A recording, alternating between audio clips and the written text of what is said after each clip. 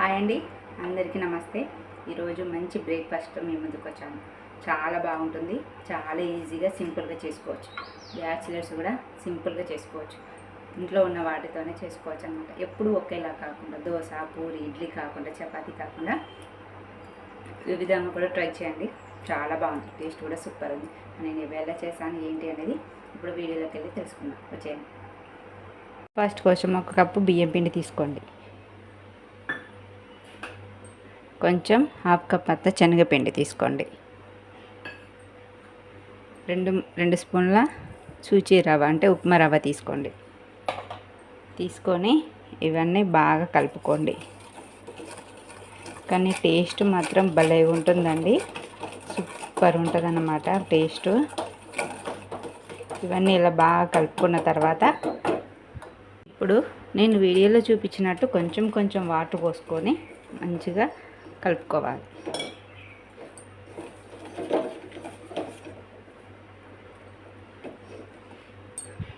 ఈ విధంగా బబుల్స్ ఏం లేకుండా వచ్చేటట్టు నీట్గా కలుపుకోవాలి.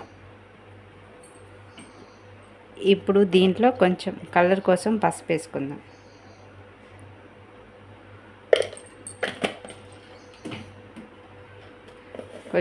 కొంచెం టేస్ట్ తగ్గట్టు సాల్ట్ కొంచెం వేసుకుందాం. అలానే పచ్చిమిరపకాయలు, కొత్తిమీర, మీరు కావాలంటే పాలకూర కూడా వేసుకోవచ్చు. నేను అప్పుడప్పుడు పాలకూర వేస్తాను, ఇప్పుడైతే కొత్తిమీరతో చేస్తున్నాను. ఇంకోసారి పాలకూర వేసి చూపిస్తాను, ఎవరికైనా కావాలంటే కామెంట్ చేయండి. ఇప్పుడు ఇవన్నీ మంచిగా కలుపుకోవాలి. కానీ టేస్ట్ మాత్రం బాగుంటుందండి. ఎప్పుడు ఇడ్లీ, దోశ, పూరి ఇవే కాకుండా ఇలా కూడా ట్రై చేయండి, చాలా బాగుంటుంది. ఇందులో కొంచెం జీలకర్ర వేసుకుందాం. అలానే మనం పచ్చిమిర్చి వేసుకున్నాం కదా, కొంచెం మీ స్పైస్ని బట్టి కొద్దిగా లైట్ కారం వేసుకోండి. వేసుకొని ఇవన్నీ బాగా కలుపుకోవాలి. పిండి ఈ విధంగా ఉండేటట్టు కలుపుకొని ఒక 10 నిమిషాల దాకా నానబెట్టుకోండి. అప్పుడు రవ్వ, శనగపిండి, బియ్యం పిండి అని చక్కగా నాని స్టవ్ ఆన్ చేసుకొని కళాయి ఇలాంటిది కానీ, లేకపోతే మీ దగ్గర దోశ పెనం ఉంటుందిగా అదైనా పెట్టుకోవచ్చు.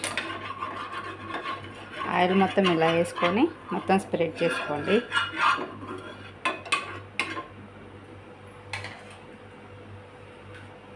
ఇప్పుడు ఈ గంటెతో పలసగా వేసుకోండి, మందం వేసుకోవద్దు.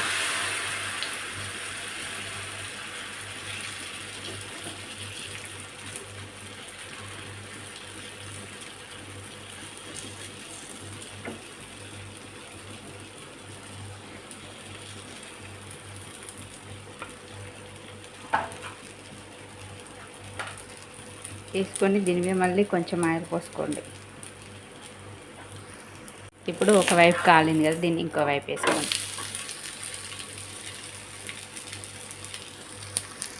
చూసారు కదా, 2 వైపులా చక్కగా కాలింది. ఇప్పుడు తీసుకొని ఒక ప్లేట్లోకి వేసుకుందాం. మళ్ళీ అదే విధంగా రెండోది కూడా వేసుకోండి.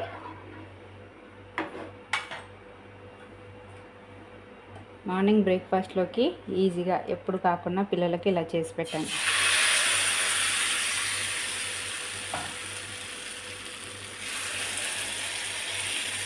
చాలా బాగుంటుంది, టేస్ట్ కూడా సూపర్ ఉంటుంది. 1, 2 తినే కాడ 4, 5 తింటారనమాట, అంత బాగుంటాయి. దోశలు మానేసి మీరు ఎప్పుడు మీ మమ్మీని ఇలానే చేయమని అడుగుతారు, అంత టేస్ట్ ఉంటాయి అన్నమాట. ఇవి కూడా ఇదే విధంగా చేసుకోవాలి, అన్నీ ఈ విధంగానే చేసుకోండి. అన్నీ కూడా 2 వైపులా బ్రెడ్ కాల్చుకొని దీన్ని ఉల్లికారం కానీ, టమాటా చట్నీ కానీ తింటే చాలా బాగుంటుంది, టేస్ట్ కూడా సూపర్ ఉంటుంది అన్నమాట. ఇప్పుడు 2 కూడా చక్కగా మంచి కలర్లోకి వచ్చాయి, చూసారు కదా. ఈ విధంగా చేసుకొని మార్నింగ్ కానీ ఈవినింగ్ కానీ తింటే చాలా బాగుంటుంది, టేస్ట్ కూడా సూపర్ ఉంటుంది అన్నమాట.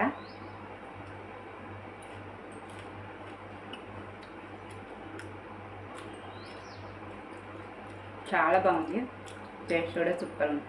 ఉత్తి అయినా చాలా బాగుంది, ఎందుకంటే పచ్చిమిర్చి మనం అవి వేసాం కాబట్టి చాలా బాగుంది అనమాట.